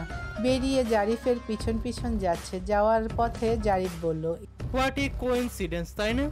ভাগ্যক্রমে আমাদের আবার দেখা হয়ে গেল, তাও এমন বিপরীতমুখী ভাবে। ইনায়া ভাবলেশ ভাবে বলল, আগে দেখা হয়েছিল না কি? জারিফ থেমে যায়, ঘুরে তাকায় ইনায়ার দিকে। আমার কথা ভুলে গেছো? মনে রাখার মতো কেউ ছিলেন নাকি? ইনায়া পাশ কাটিয়ে সামনে হাঁটছে। ইনায়ার গা ছাড়া ভাব দেখে জারিফ বিরক্ত নিয়ে বলে, অস্ট্রেলিয়া থাকতে এই বুঝেছিলাম তোমার মাথায় সমস্যা আছে, তবে সমস্যাটা যে এত তোর গুরুত্ব আগে জানলে তোমাকে প্রপোজ করতাম না। ইনায়া যেতে যেতে বলল, এটা আপনার ব্যর্থতা। জারিফ বিড়বিড় করলো, এই মেয়ে ভারী ডেঞ্জারাস, আল্লাহ বাঁচিয়েছে। ইনায়া আর জারিফ এসে পৌঁছায়। তবে ইনায়ার আশায় 1 বালতি জল ফেলে সামনে বসে আছে ফারুক শিকদার, কাকন ও পলাশ। ইনায়াকে দেখেই পলাশ আর কাকন দাঁড়িয়ে যায়।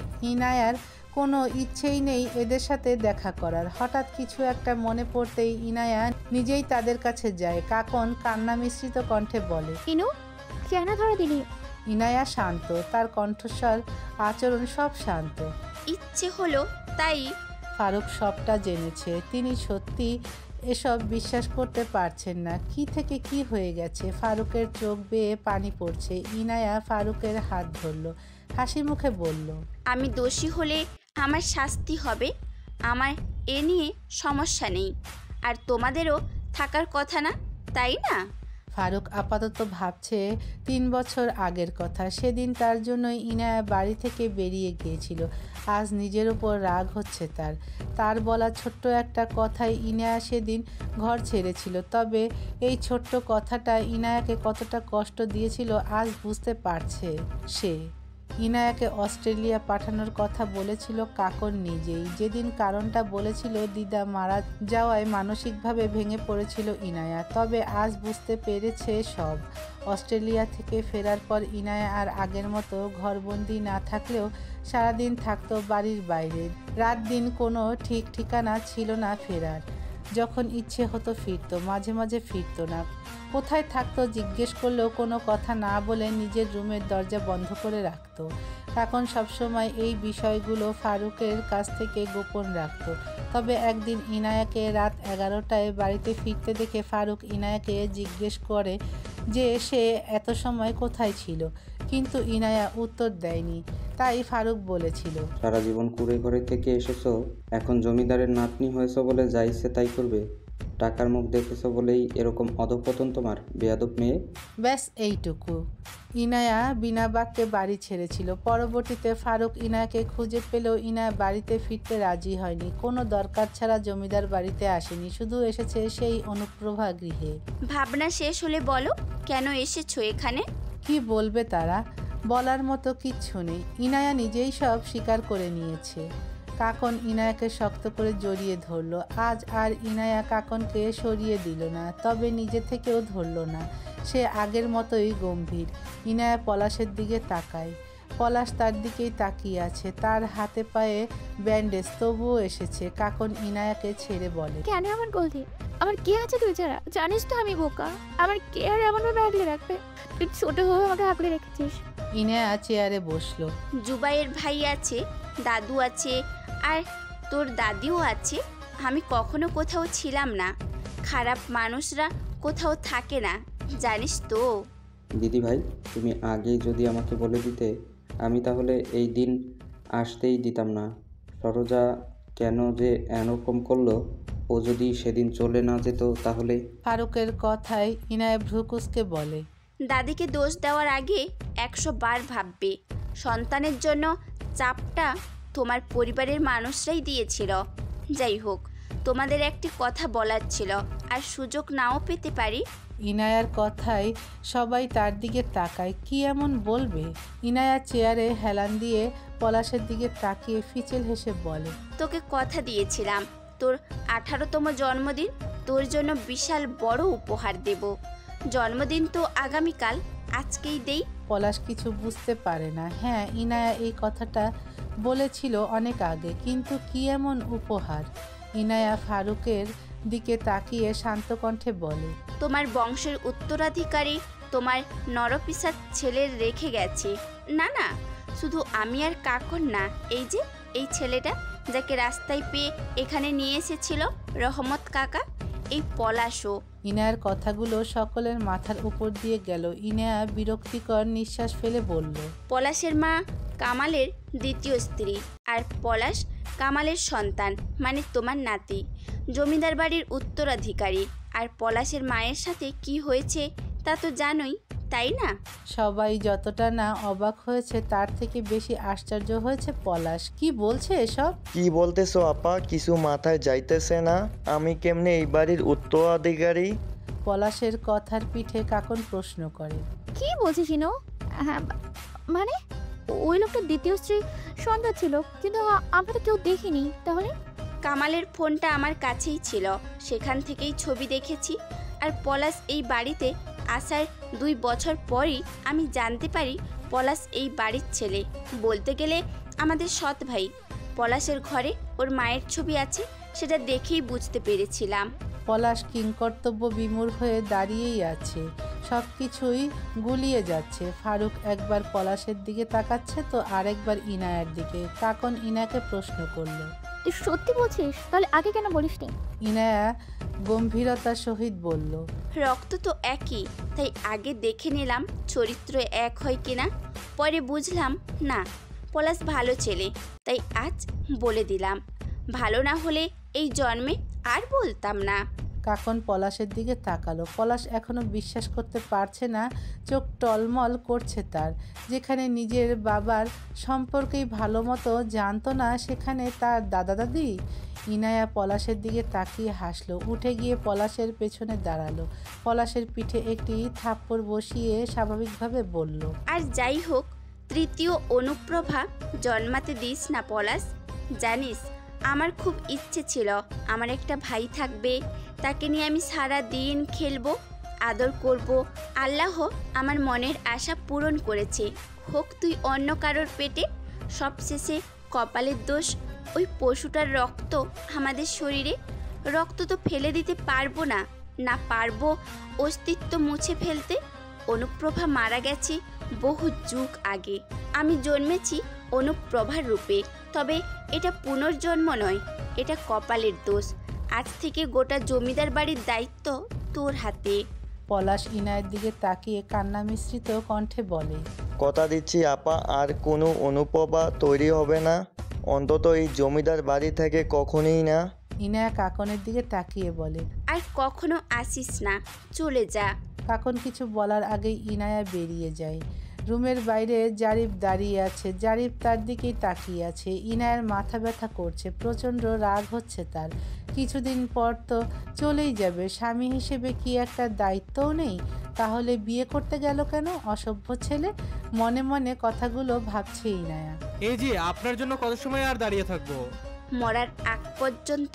কথাটা বলেই সামনে যেতে নিল। খপ করে জারিফ ইনায়ের হাত ধরল। জারিফের হাত ধরতে দেরি হলেও ইনায়ের জারিফের নাক বরাবর ঘুষি মারতে দেরি হলো না। জারিফের দু পায়ের মাঝ বরাবর লাথি দিতেই জারিফ নিচে পড়ে যায়। ইনায়া জারিফের কলার চেপে ধরে। তার চেহারায় রাগ বা ক্ষোভের ছাপ নেই। ইনায়া গম্ভীর গলায় বলল, এটা শুধু সতর্কতা। এভাবে হুটহাট মেয়েদের স্পর্শ করলে পরের বার সোজা কবরস্থানে পাঠিয়ে দেব। জারিফ ভয় পেয়েছে বোধহয়। ইনায়ের হাত ছাড়াতে ছাড়াতে বলে, আরে সরি, আমি অন্য কোনো ইনোসেন্ট নিয়ে তোমাকে আপনাকে স্পর্শ করিনি। ইনায়া জারিফকে ছেড়ে উঠে দাঁড়ায়। জারিফও উঠে দাঁড়ালো। অসহায় মুখ করে পকেট থেকে একটি খাম বের করে ইনায়ের দিকে এগিয়ে দিয়ে বলল, এটা আপনার জন্য এসেছিল, কারো উপকার করতে নেই। ইস, আমার ভবিষ্যৎ।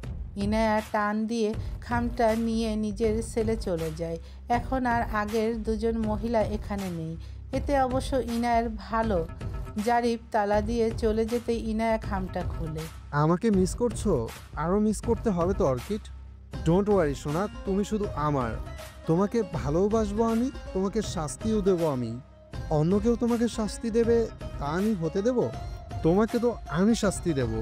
তোমার জন্য সবচাইতে কঠিন যন্ত্রণাদায়ক শাস্তি রেডি আছে। তৈরি থেকে অর্কিড সোনা, রেডি ফর দ্য পানিশমেন্ট। খামটা বন্ধ করে দিল ইনায়া। আজকে ইনায়ের অভিমান হচ্ছে, কিন্তু তার তো অনুভূতিই নেই। তার কেন অভিমান হচ্ছে? ইনায়া বিড়বিড় করলো, এই যে আমাকে এক নজর দেখা না দিয়ে যে যন্ত্রণা দিচ্ছেন, এর থেকে বড় যন্ত্রণা বা শাস্তি কি হতে পারে? মরার ভয় আমার নেই, তবে আমি মরে গেলে আপনি অন্য কারোর হয়ে যাবেন। শেষ কথাটা ভাবতেই ইনায়ার চোয়াল শক্ত হলো। মুহূর্তেই বাঁকা হাসলো। এই জনমে তো না। কত করে বলি তোমাকে, দেখা দাও না, থেকে যাও না। বলে কয়ে বেলা হয়ে যায়, ফিরে চাও না। কেন চাও না? ধার লেগে হাত যেন কাটে না তোমার। এই ভেবে ভেবে রাত কেটে যায়। লাল দেখা কাল হয়ে বৃষ্টি নামে, আর মেঘগুলো ক্ষয়ে ক্ষয়ে যায়। ইনায়া গান ধরেছে। কাকে উদ্দেশ্য করে? অবশ্যই তার তেজওয়ানকে উদ্দেশ্য করেই। তবে তেজওয়ান কি শুনছে? মাস পার হয়ে গেছে, এখনো দেখা দেয়নি তেজওয়ান। না এসেছে আর না কোনো চিঠি। এ কেমন শাস্তি দিচ্ছে তেজওয়ান? ইনায়ার পাগল পাগল লাগছে। সামনে যেই আসে ইচ্ছে করে দু চারটা লাথি মেরে বসুক, তবে নিজের রুক্ষ মেজাজটা প্রকাশ করতে চায় না সে। দেখা দেবেন না তো? ঠিক আছে। বিড়বিড় করে বলা কথাটা কেউ শোনার কথা না, তবে বাইরে দাঁড়িয়ে থাকা জারিফ বোধহয় শুনে ফেলেছে। কে দেখা দেবে না? ইনায়া মাথা তুলে সামনে তাকায়। জারিফকে দেখে বিরক্তিকর কণ্ঠে বলে, সেদিনের ডোজ কি কম হয়ে গিয়েছিল? জারিফ মুখ ভেঙিয়ে তালা খুলতে খুলতে বলে, বয়সে বড় সেই হিসেবে সম্মান তো করতেই পারো। ইনায়া বের হয়। হাঁটতে হাঁটতে বলে, সম্মান করি বলেই এখনো বেঁচে আছেন। জারিফ ভরকে গেল। এই মেয়ের সাথে কথা না বলাই ভালো। সত্যি সত্যি না আবার কিছু করে বসে। কি আর করবে? ইনায়ার রূপের প্রেমে এমন কেউ নেই যে পড়েনি। সেও ব্যতিক্রম ছিল না। তবে অন্তর্নিহিত চরিত্রটা জানার পরে ভালো লাগাটা আতঙ্কে পরিণত হয়ে গেছে। ইনায়া হাঁটছে আর ভাবছে, আজ আবার কে আসলো? কেবিনে যেতেই দেখে ডাক্তার এসেছে। ইনায়ের মেজাজ আরও খারাপ হলো। গত 1 মাস ধরে পর্যবেক্ষণ করেই যাচ্ছে। যেখানে সে নিজেই বলে দিয়েছে খুন সে করেছে, সেখানে এত যাচাইয়ের কি আছে? আর শুনানি পেছাতে পেছাতে আজ এত দূর। আজব কাজ কারবার। ডাক্তার মালিহা খান নামকরা ডাক্তার। ইনায়া সামনে বসতেই মালিহা রিপোর্টগুলো বের করলো। তোমার রিপোর্টগুলোতে মানসিক পরিস্থিতি একদম ঠিক আছে, কিন্তু তোমার আচরণে তো ঠিক লাগছে না। বুঝতে পারছি না কিছু। এত বুঝে লাভ নেই। রিপোর্টটা কোর্টে জমা করে দিয়েন। এত রং তামাশা ভালো লাগছে না। ইনায়ার কথা শুনে মালিহা দীর্ঘশ্বাস ফেলে। এই প্রথম কোনো আসামিকে দেখছে সে যে কিনা নিজে থেকেই শাস্তি চাচ্ছে। আমার মনে হচ্ছে তুলনামূলক তোমার শাস্তি কম হবে, কারণ তোমার আগেকার কেসের সময় তুমি মানসিকভাবে অসুস্থ ছিলে। আমার মনে হচ্ছে তুমি এখনও অসুস্থ, কিন্তু রিপোর্টগুলো আমি তোমার উকিলকে বলে বিদেশের ডাক্তার দিয়ে পর্যবেক্ষণ করতে বলবো। ইনায়া সোজা হয়ে বসলো, গম্ভীর গলায় বলল, আমার প্রয়োজন নেই। যাই হোক, একটা হেল্প করতে পারবেন? মালিহা ভ্রু কুঁচকালো। কি সাহায্য? আপনার ফোনটা দেওয়া যাবে? Just 2 minutes. মালিহা কিছু বলল না, ব্যাগ থেকে ফোনটা বের করে ইনার দিকে এগিয়ে দিল। ইনায়া দ্রুত ফোনটা হাতে নিয়ে একটি নাম্বার ডায়াল করলো। ফোন বন্ধ। রক্ত মাথায় ওঠার মতো অবস্থা ইনায়ার। ঠোঁট গোল করে নিঃশ্বাস ত্যাগ করে মনে মনে নিজেকে শান্ত করে বলল, রিল্যাক্স ইয়ানা, রিল্যাক্স। কিছু একটা ভেবে অন্য একটি নাম্বারে কল করলো। দুবার রিং হতেই রিসিভ করলো। ইনায়া অপর পাশের ব্যক্তিকে বলার সুযোগ না দিয়ে উত্তেজিত হয়ে বলল, আপনার স্যার কোথায়? তেজওয়ান কোথায়? ফোন বন্ধ কেন ওর? আমি ওয়ান করে দিচ্ছি, তেজওয়ান যদি আজ আমার সাথে দেখা বা কথা না বলে তাহলে আমি ওকে খুন করব। ইনায়ার এক নাগারে বলা কথায় আফিফ কি বলবে বুঝতে পারছে না। প্রথমে বুঝতে না পারলেও ভয়েস শুনে বুঝতে পারে এটা ইনায়া। আফিফ আমতা আমতা করে বলে, স্যারকে আমি কোথায় পাবো? তার খবর তো আমি নিজেই জানি না, ফোন তো বন্ধ। ইনায়া ফোন কেটে ফোনটা ছুঁড়ে মারতে যাচ্ছিল। মালিহা নিজের ফোনের দিকে তাকিয়ে আছে। এই বুঝি ফোনটা শেষ।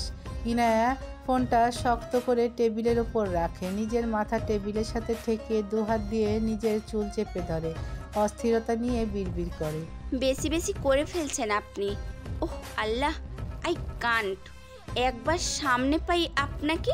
মালিহা নিজেই ভরকে গেছে। ইনায়ার কাঁধে হাত রাখতেই ইনায়া চুপ হয়ে যায়। মাথা ঘুরিয়ে মালিহার দিকে তাকিয়ে উঠে দাঁড়ায়। ধন্যবাদ। ইনায়া বেরিয়ে যায়। আজ আর জারিফ ইনায়ার সাথে কথা বলল না। মেজাজ এমনিতেই চড়ে আছে, কিছু বললে নিশ্চিত তার শেষ দিন হবে। এটুকু শাস্তি নিতে পারছো না সোনা? আরও তো বাকি আছে। ঝর্ণা, পাহাড় ও সবুজের নিদারুণ সৌন্দর্য উপভোগ করতে ব্যস্ত তেজওয়ান। সিলেটের জাফলং জায়গা বেশ সুন্দর।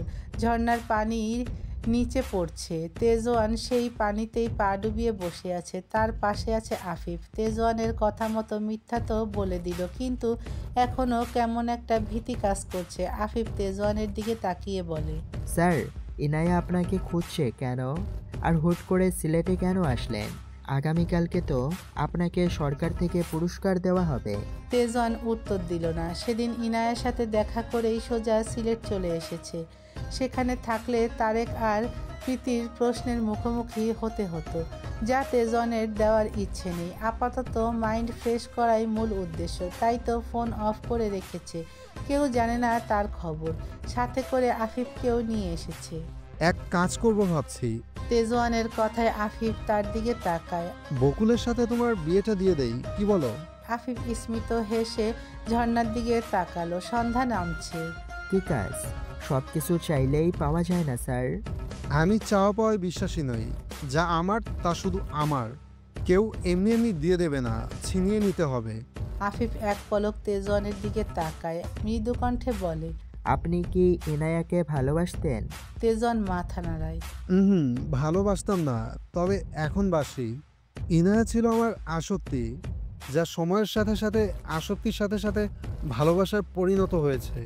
তবে ভালোবাসার সংজ্ঞা অনুযায়ী ভালোবাসার মানুষ যদি অন্য কারোর সাথে ভালো থাকে তবে থাকতে দেওয়া উচিত।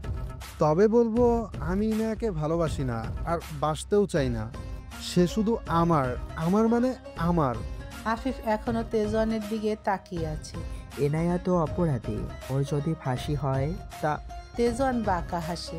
আমার অর্কিডকে ভালোবাসার অধিকার শুধু আমার, তাকে ফাঁসি দেওয়ার অধিকারও আমার। ভাবলে কি করে অন্য কেউ তাকে শাস্তি দেবে আর আমি বসে থাকবো? আমার অর্কিডের দিকে যে নজর তুলে তাকায়, সেই নজরে সে আর কখনো দুনিয়া দেখতে পায় না। আর কেউ। বাক্যটা অসম্পূর্ণ রেখেই তেজওয়ান উঠে দাঁড়ালো। পানিতে নামবে? আফিফ মাথা নাড়িয়ে না করে।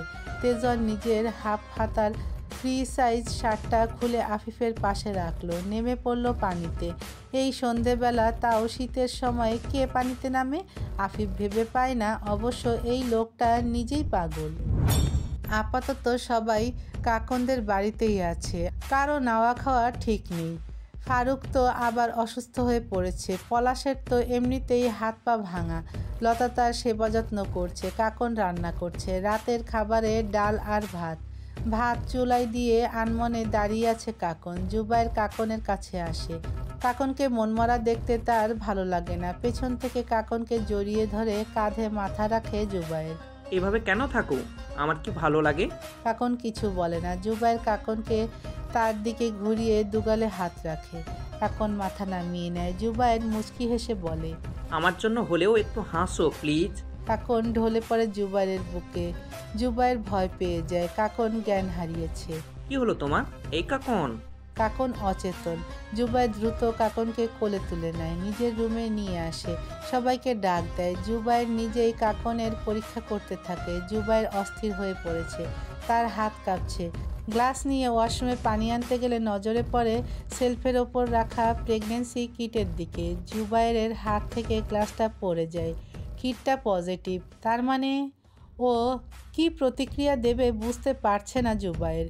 কিটটা রেখে জুবায়ের রুমে চলে আসে। জাহিন, সুমি আর লতা ইনায়ের চোখে মুখে পানি দিচ্ছে। কাকন পিটপিট করে চোখ খুলল। ঠিক আছিস তো বোন? ভাবি, কি হয়েছে তোমার? আপা কি হয়েছে তোমার? সবার প্রশ্ন একসাথে। জুবায়ের তাদের পেছনে দাঁড়িয়ে আছে, তার দৃষ্টি কাকনের দিকে। কাকন জুবায়ের দিকে তাকালো। কাকন চুপ হয়ে যায়। জুবায়ের গম্ভীর গলায় কাকনকে বলে, আমাকে আগে বললেও পারতে। জুবায়ের কথা বুঝতে পারল না উপস্থিত কেউ। জুবায়ের হনহন করে বেরিয়ে গেল। জুবায়ের যেতেই সুমি কাকনকে জিজ্ঞেস করলো, জুবায়ের কি বলল? বুঝতে পারলাম না তো। কাকন নিজের মাথা নত করে নেয়, কান্না পাচ্ছে তার। সবাই কি বলবে? বিয়ে হতে না হতেই বাচ্চা। সুমি আবার জিজ্ঞেস করতেই কাকন বলল, আমি মা হতে চলেছি। বলেই কাকন ওয়াশরুমে চলে গেল। উপস্থিত সবার মুখেই হাসি। তবে এমন একটা পরিস্থিতিতে এই খুশির সংবাদটা উপভোগ করতে পারছে না কেউই। হ্যালো বন্ধুরা, তোমাদের সবাইকে অনেক অনেক ধন্যবাদ এতক্ষণ আমাদের সঙ্গে থাকার জন্য। আমাদের গল্পগুলো তোমাদের কাছে ভালো লাগলে, তোমাদের হৃদয় স্পর্শ করতে পারলে অবশ্যই আমাদের চ্যানেলটি সাবস্ক্রাইব করে এবং তোমাদের মূল্যবান মতামত কমেন্ট করে আমাদের সঙ্গেই থাকবে। আর হ্যাঁ, গল্পটি ভালো লাগলে অবশ্যই তোমাদের বন্ধুদের সাথে শেয়ার করতে ভুলবে না। আমাদের পরবর্তী গল্প পেতে আমাদের চ্যানেলের সঙ্গেই থাকবে। খুব শীঘ্রই আপলোড করা হবে পরবর্তী গল্প। ততক্ষণে আমাদের সঙ্গেই থাকো। আজকের মতো টাটা, বাই বাই।